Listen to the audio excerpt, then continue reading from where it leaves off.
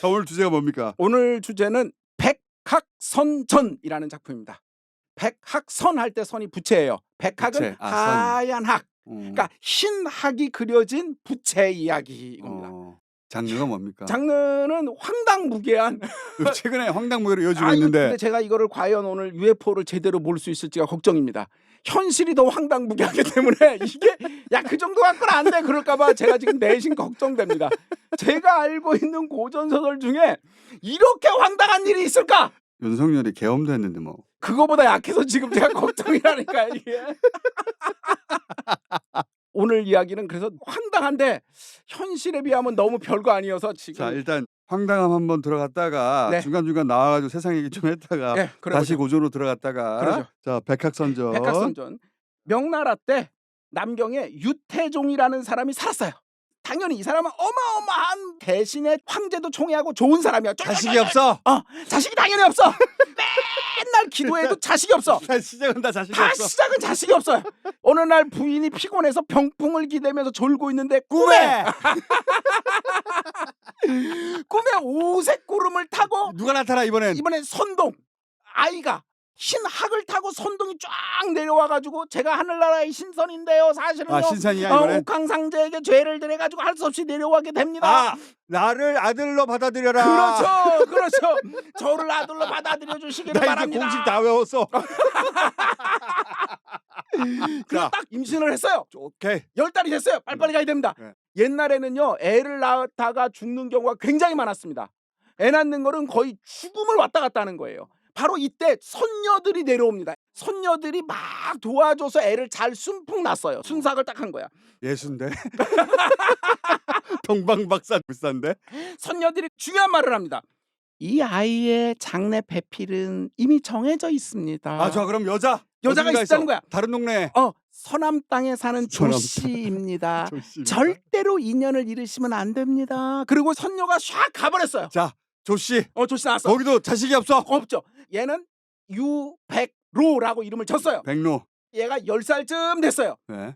성남에 사시는 선생님께서 고명하시다고 하는데 아버님 제가 그분께 가서 학문을 배우고자 합니다. 그랬더니 그래 기특하구나 하면서 대대손손 내려오는 귀중한 아이템 백학선 흰 학이 그려진 정말 고귀한 부채를 딱 주면서 오케이. 이게 우리 조상 때부터 내려오던 것이니 조상을 생각하면서 잘 간수하면서 공부를 열심히 하도록 하여라. 이상한데. 이상해요. 어린애가 멀리 가는데 가물에 보물을 지어줘? 그러니까 이거 뜬금없이 말도 안 돼요. 그러면 그 부채가 그렇지. 여자하고 연결되는 뭔가 그렇죠. 역할을 하는구나. 그렇지. 역시 총구수 빨라.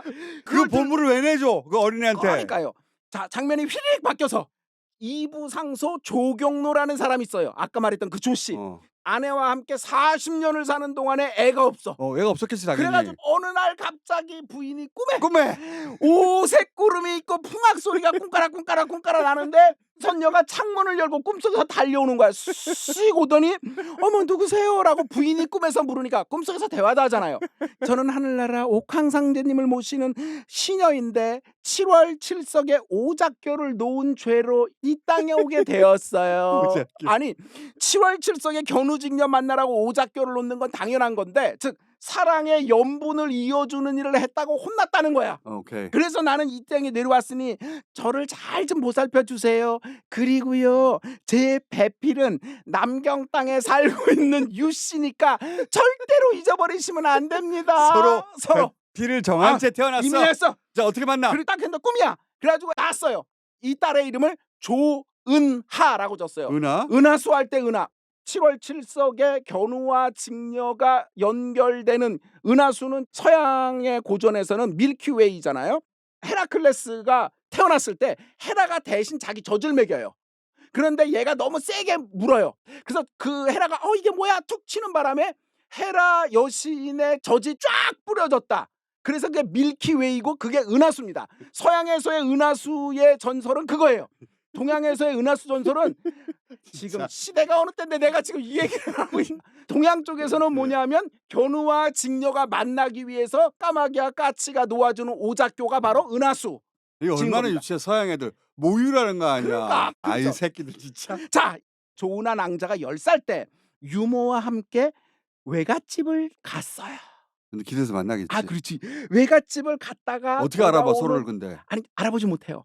돌아오는 길에 유자를 따 가지고 길가에 앉아서 쉬고 있는데 그때 마침 공부하러 간다고 그러는 유백로 유씨가 지나가다가 거기가 소상중림인데 대충 뛰어넘으면 아주 오늘 유명한 길게 못해. 짧게 해야 돼. 짧게 하겠습니다. 알겠습니다. 제가 지금 아직 상황이 안 끝났어. 그렇죠. 빨리 가야 우리 돼. 빨리 가야 돼. 네. 자, 이 유백로가 지나가다 보니까 예쁜 여자애가 할머니하고 앉아 있는 거야. 첫눈에 확 반했어요. 확 반해서 가가지고 어떻게 했냐면 너무너무 흠모하는 마음이 생겨서 저 여자가 혹시 나를 좋아할까 안 좋아할까 그 호의를 시험해 보려고 그 소조 앞에 나가서 유자를 들고 계신데 저에게 주실 수 야, 이 있으신가요? 새끼야. 저뭔 새끼야. 지가 주는 게 아니라 옛날에 오렌지족은 오렌지 들고 있다가 여자한테 주는데 유자를 지가 줘야지야. 그렇지. 유자를 내놓으시오. 오늘 이야기의 주인공은 여자지 남자가 아닙니다. 그랬더니 아하. 이 여자애가 그 남자가 마음에 들어서 자기가 들고 있던 유자를 딱 줬어요. 얘따 먹어라. 그렇지. 야, 천만담 너무 웃긴다. 그러면서 내가 온 천하를 돌아다녀도 저런 숙녀를 절대 구하지 못할 것이다. 아, 부채. 그렇지, 그거야. 내가 이 마음을 어떻게 하겠는가 하면서 이 멍청한 자식이 아버지가 집안의 가보, 가본데. 대대손손 내려오는 가보를 쭉 꺼내가지고 그 부채에다가 사랑한다는 시를 쭉 걷어서 쓴 다음에 그 여자를 줘버렸어요. 남자 새끼들은 안 된다니까. 훌떡 빠져가지고 아버지가 공부 잘하라고 준 부채를 누군지도 모르는 처음 본 예쁜 여자에게 처음 본 여자에게 이걸 줘버렸어요. 유자 받고 보물 준 거 아니야? 몸을 준 거예요. 바보 멍충이라고 할 수 있죠. 딱 남자답네. 딱 남자답죠. 남자의 지능 수준이야. 그렇죠. 딱 그게. 딱 그 수준이죠. 이름을 서로 말해가지고 기억한 다음에 헤어졌어요. 겨우 이름 교환하고. 이름 교환하고 부채 주고 이 멍청한 놈 3년 동안 공부한 다음에 드디어 집으로 돌아갑니다. 그랬더니 아버지가 공부를 열심히 하였구나. 그래. 부채 어딨냐? 이제 부채 어딨냐 물었어요. 그랬더니 야, 이 새끼야. 부채 어딨냐? 부채 어딨냐. 그 부채를 보면서 부모를 생각하고 조상을 생각해서 우리 가문을 빛낼 생각을 하라 해서 준 그 부채를 어떻게 했냐 했더니 이놈이 도중에 우연히 잃어버렸어요.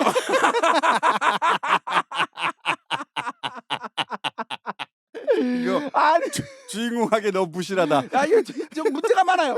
그랬더니 아버지가 땅을 치면서 대대손손 내려온 것을 잃어버렸으니 내가 죽은 다음에 조상을 무슨 면목으로 보겠는가. 자, 빨리 진행해요. 자 15살이 됐어요. 이 유백로가 그 지역의 유명한 사람이 결혼시키자고 청혼이 와요.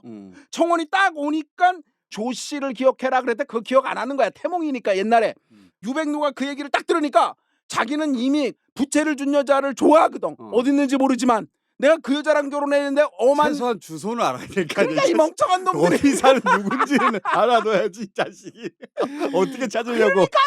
그러니까 그래서 어떻게 깜짝 놀라서 이 결혼하면 안 되겠다 싶어서 결혼을 안 하는 방법으로 제 생각으로는 제가 과거에 급제한 후에 혼사를 정해도 틀리지 않을 것이니 지금은 안 하는 것이 좋겠습니다. 아버지가 그래 내 말이 옳구나 공부를 더 열심히 하거라. 그래서 결혼 안 하기로 합니다. 그리고 나서 어떻게 했냐 과거에 급제해요. 오케이. 급제해서 쫙 올라가니까 그의 아버지도 기주 지역의 자사, 기주 자사는 되게 큰 직업입니다. 장원급제한테는 얘한테는 너가 남방을 돌아다니며 남방의 백성들을 잘 숙무하는 남방 숙무어사가 되어라 하면서 어사 직책을 주었어요. 그걸 딱 받자마자 얘가 뭐 생각했냐면 찾으러 가야 되겠다. 그렇지. 잘됐다 찾으러 가야지. 이때 한편 조낭자는 15살이에요. 역시 혼사가 들어왔겠지. 혼자가 들어왔어요. 그 지역에 최국량이라는 이 사람 앞으로도 계속 나옵니다. 엄청난 대신이에요. 권력을 꽉 잡고 있는 거예요. 국회의원으로 치면 6선 7선 한 사람 같은 거야.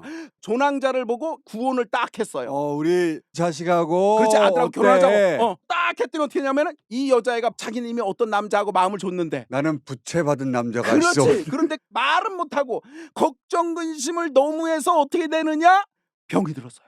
그래서 부모가 너 왜 그러니 밥도 안 먹고 왜 그래 그랬더니 10살 때 이렇게 해서 내가 유자를 줬고 어쩌고 부채남이 있어 나에게. 부채 도령이 있어요. 그때 부채를 안 받았으면 모를까 부채까지 받아놓고 결혼을 깐다는 것은 정말로 안 되는 겁니다. 어쩌고 이렇게 귀한 보배를 남에게 그냥 주진 않았을 겁니다. 어쩌고 저쩌고 하니까 이 아버지가 안 되겠다 싶어서 결국 혼사를 파혼해요.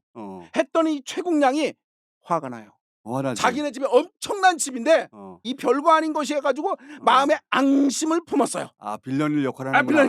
빌런이야 이제. 빌런데 서북 쪽에서 가달이라는 나라가 침범해 와요. 막 침범해서 막 오니까 황제가 이 문제를 해결할 사람이 누구냐 해서 최국량, 방금 전에 그 최국량. 앙심분 걔를 우승상으로 불러드립니다. 합참의장이야. 그래서 합참의장으로 올라갈 때 애가 뒤끝이 있잖아. 그 지역이 형주 지역인데 형주 자사한테 야 내가 이러이러 해갔는데 저것들이 나에게 비토를 놨다. 은하를 잡아들여라. 그렇지. 세상에 나를 그랬더니 이렇게 무신할 수가. 지체도 낮은 별것 아닌 것들이 감히 개돼지 같은 것들이 감히 저 일족을 싹 다 잡아서 엄형을 내려라. 지금 계엄령 상태 아니야. 전쟁 그렇지. 나가지고. 이건 계엄령 상이야. 여기는 정상적인 계엄이네. 그렇죠. 정상적이면 여기는 정상적인 계엄인데 이제 자기가 계엄사령관으로 올라가는 거야 지금. 나에게 모욕을 주었어. 그렇지. 사적으로 복수하는 거예요. 그거는 지금하고 똑같네. 똑같아요. 그 딸을 음행죄로 다스려라. 그리고 형주다사 애가 어떻게 들어야죠. 조낭자가 사는 고을은 또 다른 사또가 있을 거 아닙니까? 그 밑에 중대장쯤 되는 애에게 형주다사가 707 부대. 그렇지. 707 특임대. 거기다 말합니다. 당장 잡아서 그 집안을 물고를 내라. 체포조. 체포조를 보냈어요. 전홍례라는 사람인데 그 얘기를 딱 들으니까